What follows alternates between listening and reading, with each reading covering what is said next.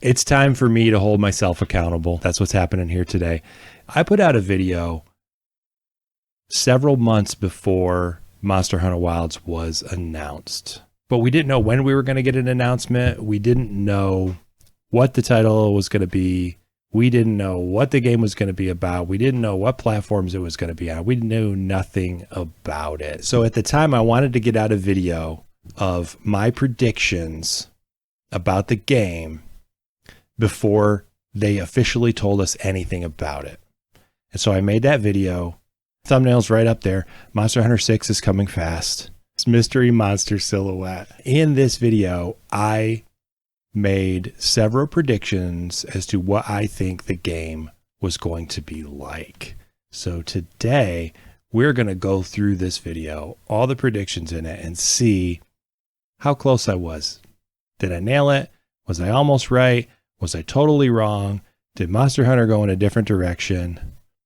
Was my vision for Monster Hunter anything like what really happened? Now keep in mind, I made this video September 13, 2023. So I'm going to put this out there as part of my accountability. I'm going to put this out there to you. I'm going to read it. I'm not going to make excuses for when I'm wrong.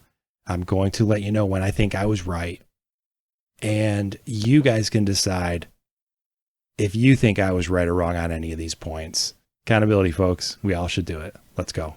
It's going to be a multi-platform release on day one. The Switch has proven that it can run a modern Monster Hunter title using the RE engine. And okay, there's two components here. Obviously, I got the Switch wrong. I thought the PC release would be delayed a little bit. And in hindsight, a lot of you guys are probably thinking, maybe they should have delayed the PC launch. And in hindsight, I'm thinking maybe they should have too, if only to minimize all the negative publicity and backlash that Capcom got from the poor PC performance on so many people's systems. So 0 for 2, maybe? I mean, it's either right or wrong, right? You're either right or you're wrong. There's no half right. If you could say your prediction is half right, then your prediction is too broad to be a prediction. So I'm going to say 0 for 2 on this one. I believe it's going to come out in the spring of 2024 at the earliest. So what does that mean? A year from. So I thought Wilds would be launched a year earlier than it actually launched. Very wrong on that. Capcom delayed the shit out of this game. It was realistic to expect it that early. It wasn't realistic to expect it a year later. So we saw massive delays for Wilds. I'd like to know why it was delayed so long other than marketing. Perhaps they were still deep in the development process, but why, right? Why were they so deep in the development process? Why weren't they nearing completion? What things changed during the development process to have it be delayed by a whole year from what was a reasonable launch date? I don't know. I'd like to know. I think that'd make a great video too. Think about Monster Hunter 8. I will not be surprised when the next Monster Hunter game has underwater combat. That's 100%. Boom, right there. A lot of you guys might disagree with that. It's open and shut case. We have underwater combat now. A lot of people didn't want underwater combat. A lot of people thought we weren't going to get underwater combat. Even when they teased the underwater scene, right? And then they said, oh, this is just a sort of a transition scene, right? Oh, it's just a transition where you can just go on rails and do a little bit of gathering. I wasn't fooled. I knew it was coming. I knew that was the precursor, right? They're just trying to ease us into it. And even with this title update, Underwater Combat, it isn't full, full moveset Underwater Combat. They're easing us into it. They're just taking us a little bit at a time, but that's a topic for another video. Let's keep moving forward. Bit later. Fourth thing I think about Monster Hunter 8, if we do get underwater combat, then obviously Lagiacrus will be there. People are talking, well, why isn't That's a win as well. Lagiacrus is here and came in to showcase the underwater combat. So that's, I have to say that I nailed that. Like nailed it. Nailed it. Of course, in hindsight, it's obvious, right? Again, this is before we even knew it was called Monster Hunter Wilds. Game, you know, Lagiacrus on land sucks. When they gave us Lagiacrus but didn't allow us to swim, it was kind of a stupid fight. There's a lot of talk about that, and I kind of agree with that. I think Lagiacrus definitely shines best underwater. If we do get the underwater combat, he's coming back for sure. And Abyssal Lagiacrus is going to be there too. And if you've never fought Abyssal Lagiacrus, you're in for a big surprise. 5th. We don't have Abyssal yet, but so we can't say whether or not this is accurate. I still think Abyssal's coming. I really do. Lagiacrus is such an amazing monster, and if they're going to showcase underwater combat and they're going to give us, you know, these big epic battles, you know, they always throw a Fatalis in there for some reason toward the end of the life of the game. We're going to get Abyssal. We'll get a Fatalis and Abyssal. I hope we don't get a Fatalis again. I mean, I don't care one way or the other on Fatalis, but Abyssal's going to be there too. So I'm going to double down on that one too. And if you've never fought Abyssal, going to see a new weapon. No new weapons as of yet. You know, count it against me. We didn't get it at launch. I think we will get it in the future, though. Capcom needs, right now, is in a position where they have to redeem themselves. And so if they have weapon additions on the table, on the drawing board, in the works, now's the time to do it. Capcom almost has to give us one. It will have been almost a decade without a new weapon added to the mix. I know they aren't sitting on their hands over their headquarters. They've got something planned for this. I'm sure of it. Don't be shocked when it turns out to be a trident. It has a I still think this is a great idea. It's an awesome idea. Something that works really well underwater. Amazing underwater handling abilities. And this is perfect too, because at the time we didn't know we were going to get a secondary weapon. Right? This is long before we heard any announcements about the game. We didn't know we were going to have secondary weapons. A trident as your secondary weapon would be insane. It would be awesome. So a trident would actually work really well as a secondary for those quests where you're doing underwater and on land. It would make total sense. Honestly, though, trident would be awesome. 6th item on my list. Spiribirds will be gone. Spiribirds are gone. We still have endemic life, though, that gives us buffs and bonuses. But this whole idea of, oh, you got to get Spiribirds to max out your health and max out your stamina, et cetera, and so forth, that's completely gone. And in fact, they went in the opposite direction. Capcom did a complete 180 on Spiribirds. You eat one steak, one well-done steak, and you have your health and stamina maxed out. All that said, gathering will still be a core game mechanic like it always has been. And this is true too. You can play the game without gathering, but gathering makes the game, number one, a lot easier, a lot more fun, a lot more interesting, a lot more relaxing, and a lot more beautiful. Think about this. If they got rid of gathering entirely, this would be a completely different game, and half of the player base would leave it. Really, it's true. Fully half of the player base would leave Monster Hunter franchise. Gathering is fun for half of us. We like it. We like to explore. We like to pick things up off the ground and put it in our pouch. We like to collect things. It's just part of the experience. The emphasis on combining, almost crafting, not like Minecraft level, but I think they're going to pay special attention to the benefits that can be had from gathering items and combining items into things that are more powerful. Because I feel that that's been neglected over the past. I'm going to say this is a miss for me.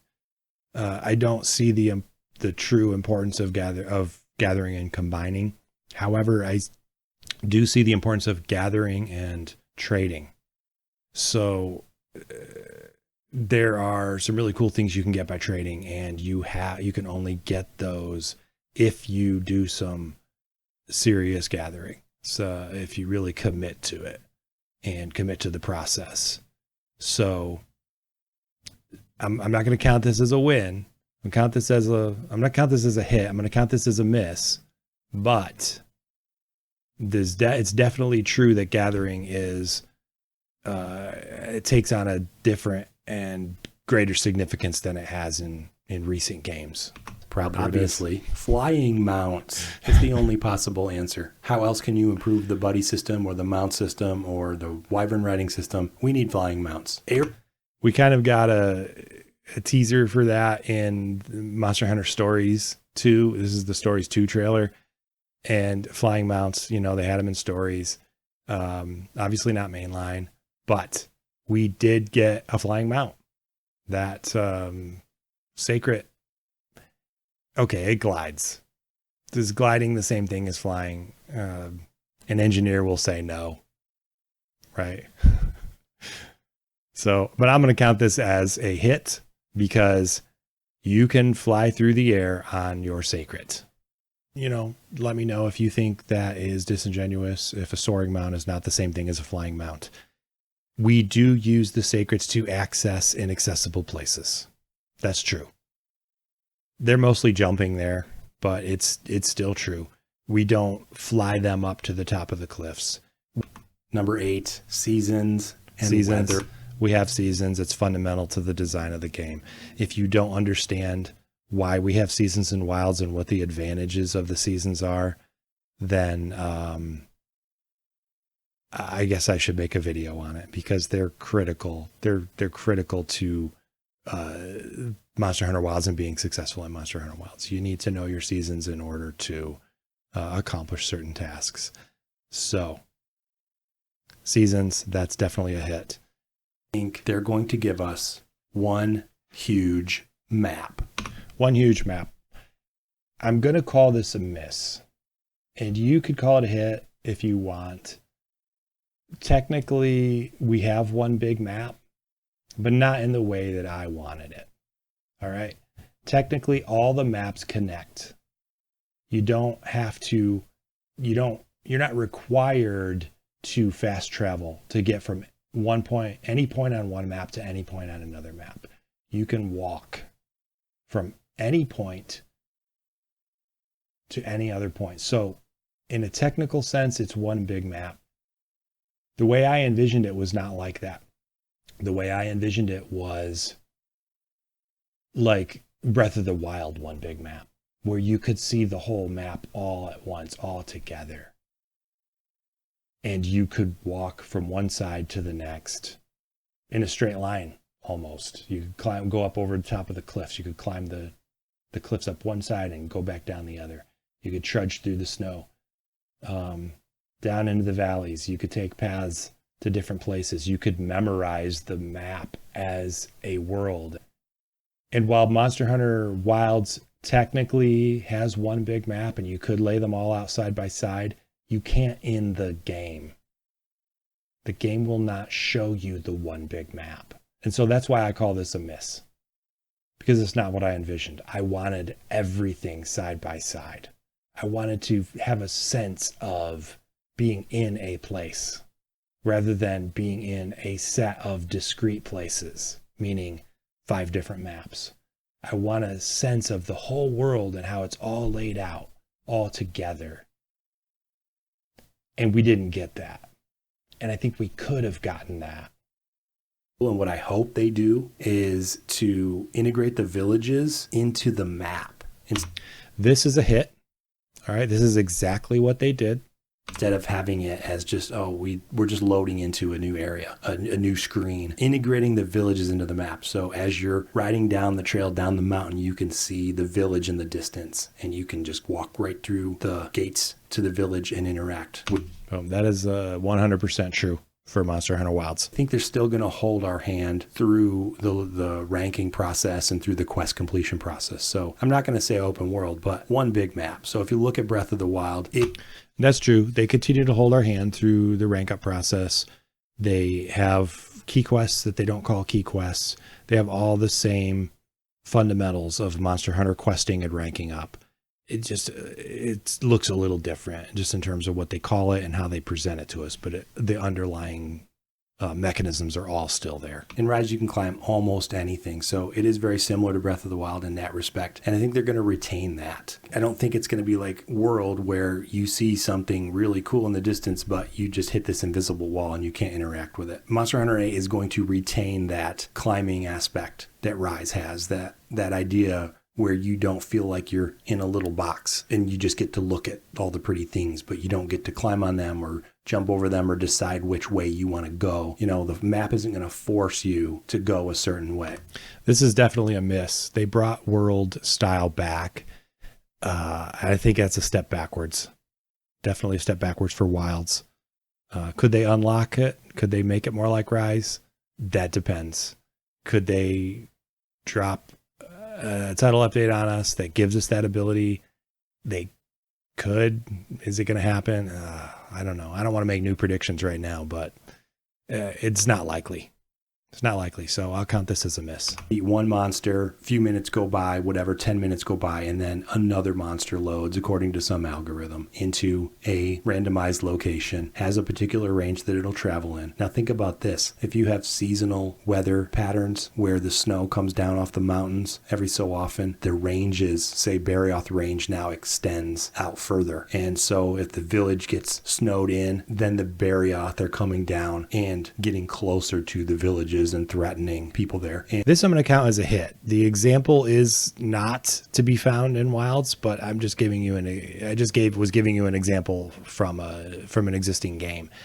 But we have this in Wilds. It's part of the storyline. It's part of the plot. It is the plot. It's the entire plot of the game. So there it is. I count that as a hit. Creating new quests. We were having a conversation on the... And you can create new quests from them. You can even create new investigations and save them for later. It's dead on. The Discord the other day about, you know, is it canon for you to repeat quests over and over that you've already completed? Well, a scenario like this where you have one big map, seasonal weather patterns would give you a context for repeatedly doing a quest over and over, or not necessarily repeating the same quest, but seeing the same or similar quest appear again and again. So this season, you've got 5 different people asking you to get rid of that pesky Barioth. And then the next winter season, they come back and ask you for basically the same thing. Even if they're different NPCs or different names or whatever, it's essentially you doing the same quest over and over again. And now there's a context for it. I'm going to count this as a hit too. Giving a context for repeating the same quest over and over. That's what we do. Lots of monsters loading now. They just come and go. And we just go out and beat on the ones that we want to. In fact, how often do you actually post a quest rather than going out and fighting something that's there, or posting one of your investigations, which is basically a save spot for a recording of what was there before? Which ones are you guys doing the most? I could tell you right now, I'm doing investigations the most. And when I join SOSs, they're investigations. They're almost exclusively investigations, not by choice, just based on what other people are doing. I rarely go into the optional quest screen. That's where your legitimate quests are. Your old school quest board quests are. I rarely go in there to do one. In fact, I've repeated those, maybe 5 of them. Maybe 5 times I've repeated an optional quest at most. Let me know what you think I got right, what you think I got wrong. Let me know what you got right and wrong. We can check out your comments too if you want and see how well your predictions went. And maybe we can make some build videos too. I got some cool builds going on. Nothing fancy, but maybe we can throw in some tutorial videos too. A lot of cool things I can do. Let me know what you want. Put it in the comments. I'm getting pretty good with bow now.